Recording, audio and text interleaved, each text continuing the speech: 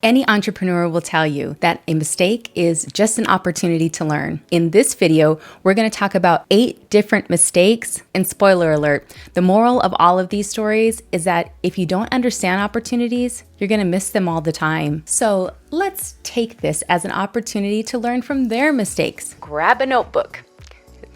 Grab your notebook because we're diving in. First up is Blockbuster. If you remember Blockbuster from the 80s and 90s, this is obviously where the majority of us got movies, or a place like Blockbuster, like a movie store. Well, in the year 2000, when Netflix fired up, they gave Blockbuster the opportunity to buy them out for $50 million. And think about that. They were pretty brave to price themselves at such a high value, considering that they had just started up and nothing like this really existed at the time, right? And some of these stories that we're going to go over here in just a minute will help you understand where this pricing kind of played into other business opportunities as well, okay? So $50 million, and Blockbuster was like, no, we're good. This is not going to work out.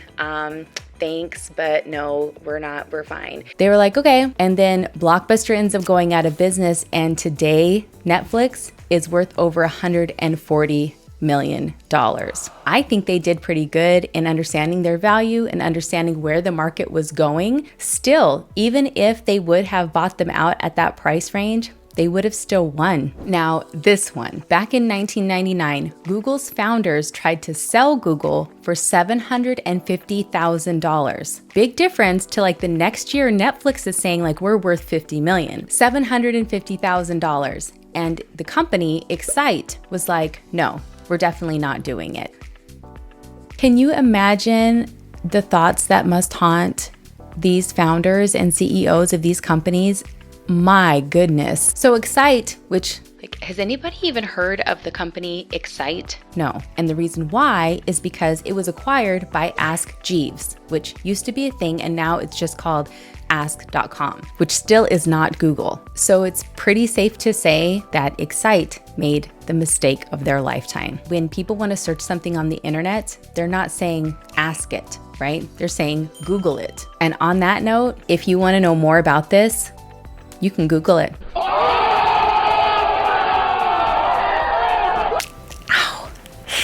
That hurt. So here's the thing. I don't really understand what was happening back then with Google. They were literally trying to sell it to everybody. So a few years after they tried to sell it to Excite and they declined the offer, they tried to sell the company to Yahoo.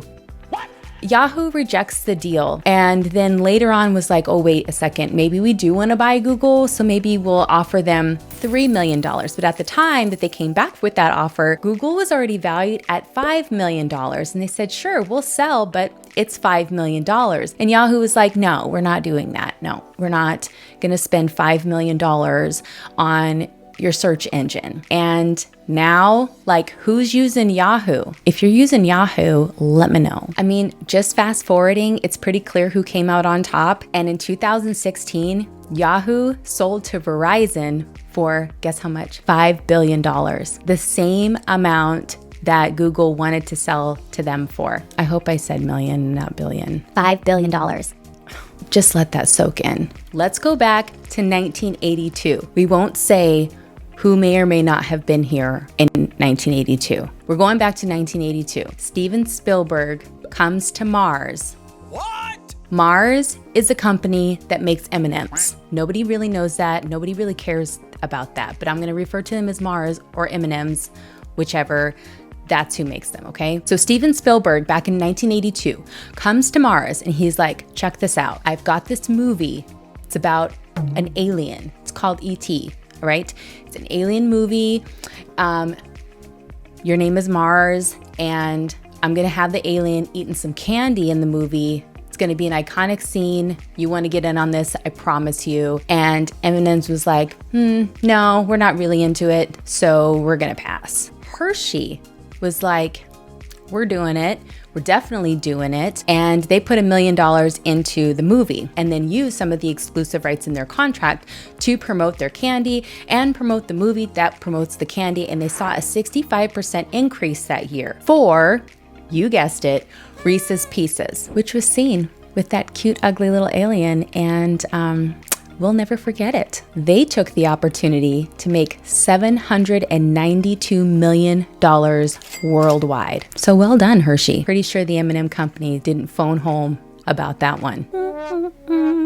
I'll let myself out. But before we move on, can we just talk about for a second that we're on like number 4 and all of these people had missed this opportunity, right? Huge opportunities. So whether they're big or small, if you can't identify what opportunities are, then it's really hard for you to make sure that you don't miss the biggest one coming your direction. And that's what this is really.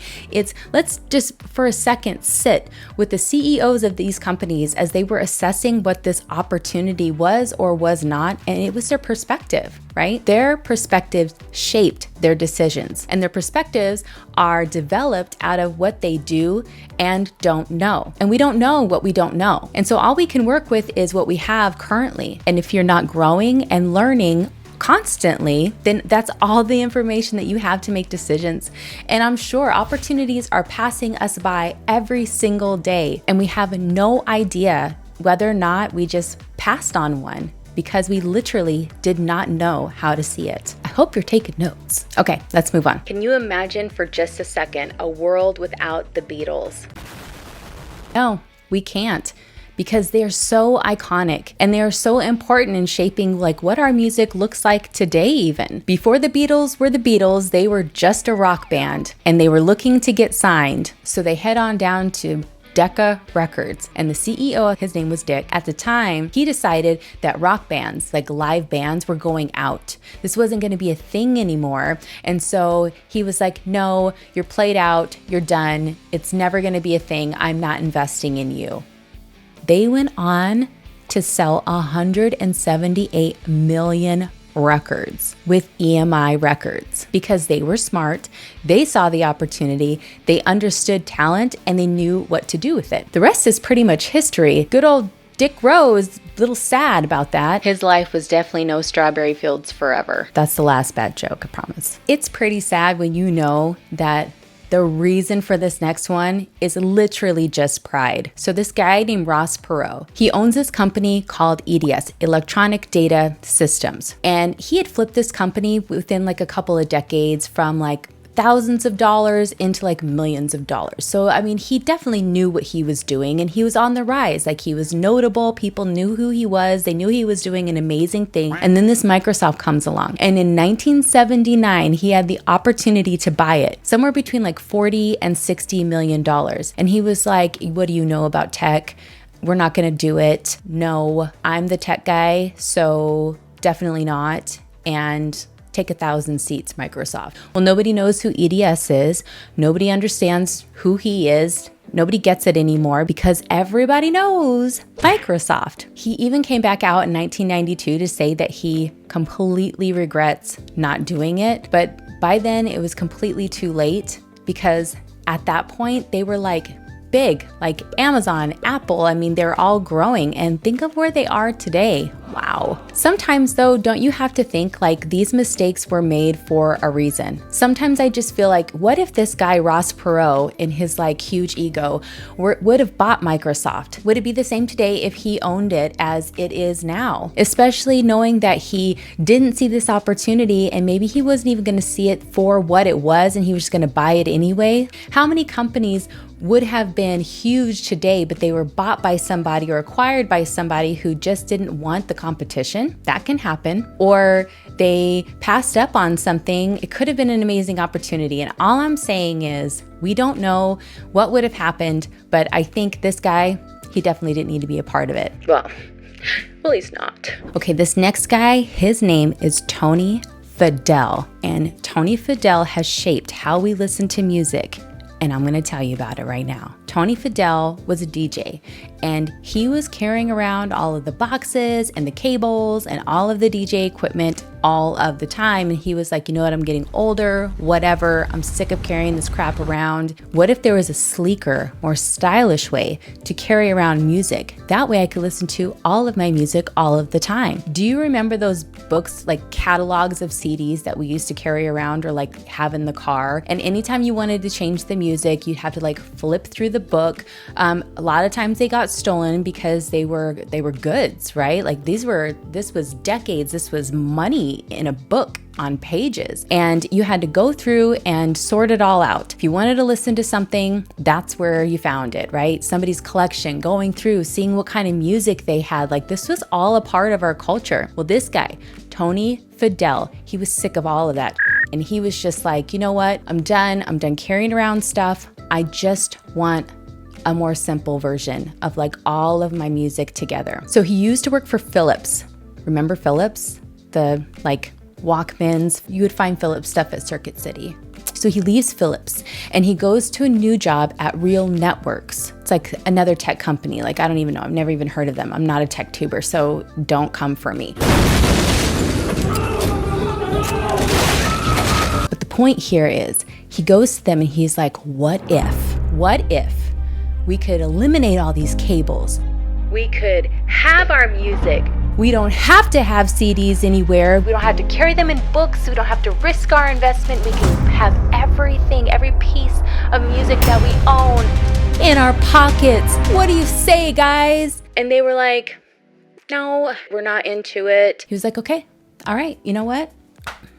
You don't see the vision? I'm going to keep going. So quit. And guess who he went to? He went to Steve Jobs. And Steve Jobs was like, oh, hell yeah, I'm in. Not only are we in, we're gonna make like a whole bunch of them and we're gonna make it great. And that's how the iPod was born. Within 2 months of its rollout, in 2001, there was 125,000 units sold. 125,000 iPods for the first iPod. Like everybody was like, yes. What is it? We don't even care. We're willing to do it.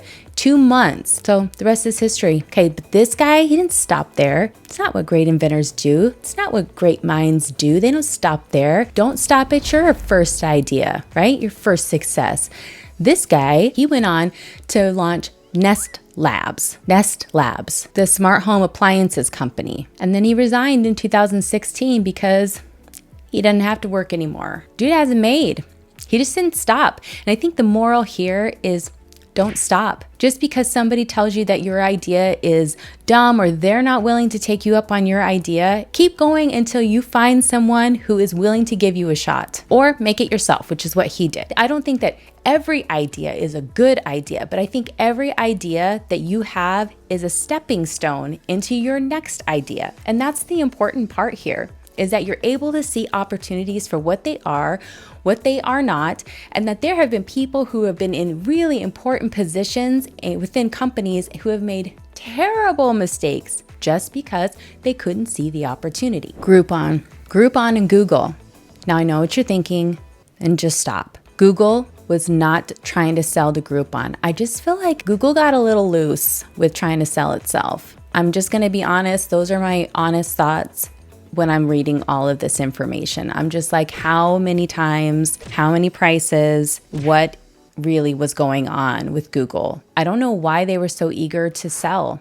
Honestly, I don't know the backstory. Maybe that'll be another video. Here's the thing. Google goes to Groupon. And at the time, Groupon was pulling in like $1 billion annually. And Google's like, you know what? Like, we'll buy you for $6 billion. Like, we get it. We get being at this point. We get when people are undervaluing you. Like, we've been there, done that, got the t-shirt like 1,000 times. We'll 6x your revenue. Like, let's go. Let's do this. And the CEO at the time, his name is Andrew Mason. Andrew, not so bright Mason, okay? And he says no. He's like, no, we're good. We're just kind of like doing our own thing. Like, we're not really into that right now. We're not trying to like form a relationship. We're Groupon, you're Google, we're different.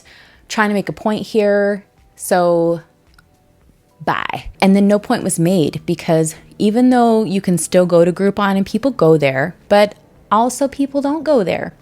It kind of dropped in popularity, and therefore it started making less money than when they were offered this huge deal, right? Now they're making a significant less amount of money every year. They're not as popular. They can't win. Things are bad. There's like a scarlet letter, dark cloud hovering over them. They can't get it together. And Google was like, hey, we're not into it anymore. Sorry, we've moved on. Groupon fires this guy, Andrew Mason. Sorry, Andrew, if like I keep bringing it up, you probably don't want to hear it anymore, because he has to live with this, that he like did this, right? And the company was like, you did what?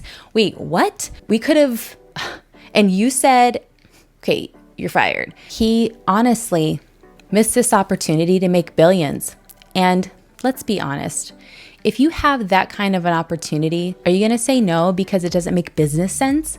Or are you going to say no because you have an ego and you're out of your mind trying to prove some sort of point? Be smart about business. Learn and understand business. Sometimes people are out here and they have a point to prove. Sometimes people are out here and it has nothing to do with business. It just has to do with looks and figures and status. And I think for Andrew, I don't know how he's doing now. I hope Andrew is doing good, but Andrew did not do good here. And I'm sure that decision haunts him, follows him, right? Can't get away from it. Damn it, Andrew. Maybe somebody should go check on Andrew. Just saying. I hope that if you learned anything from this video, it is that if you are not prepared, you will not be able to understand an opportunity when it's staring you in the face. And as a result, you will regret for the rest of your life something that completely slipped through your fingers, or it was in your hands and you just could not understand what it was, and later go, wow, I cannot believe I did that. And you can't get it back. Opportunities come at us every single day, and we have every day to learn and grow so that we can take advantage of more of them, and so that we can provide more of them. Opportunities aren't just about taking them. It's also important to know that opportunities can be created and given. So don't forget that part. If you got value from this video, please don't forget to like, subscribe, and comment down below. You know what? Share this out with someone. Share this out with someone who is a new business owner. Share this out with somebody who is a CEO in a company so that they can be reminded that, hey, wake up. If you want to hear some stories about people who did not miss opportunities, then just click here. These people were pretty much like food stamps to fancy stuff. They knew what to do. They knew the opportunities to take, and go check it out. My name is Angelique. Thanks for watching. See you on the next one.